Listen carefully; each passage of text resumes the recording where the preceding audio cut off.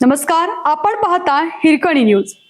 Hirkani news प्रत्येक क्षण ताज्या घडामोडी आणि महत्त्वाच्या प्रत्येक बातमीसाठी नेहमी तत्पर. भारतीय वनसेवा परीक्षेत कोल्हापूरचे 7 विद्यार्थी चमकले.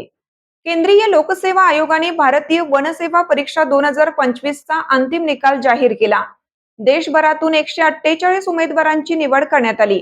यात कोल्हापूरच्या ओंकार फडतरे रँक 30, मोहिनी जगताप 46, रोहित मालवेकर 62, ओंकार जाधव 57, रोहित पवार 69, अक्षय पवार 81, प्रतीक कुशारे 100 यांनी यश मिळवले.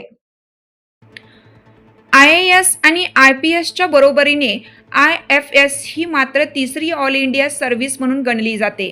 पूर्व परीक्षा 25 मे 2025 रोजी घेण्यात आली. लेखी परीक्षा 16 ते 23 नोव्हेंबर दरम्यान झाली. लेखी परीक्षेत यशस्वी उमेदवारांना व्यक्तिमत्व चाचणीसाठी बोलवण्यात आलं. मुलाखत प्रक्रिया 6 ते 15 एप्रिल 2026 कालावधीत झाली. लेखी परीक्षा व मुलाखतीतील गुणांच्या आधारे अंतिम गुणवत्ता यादी तयार करण्यात आली. नुकत्याच परीक्षेचा अंतिम निकाल जाहीर झाला.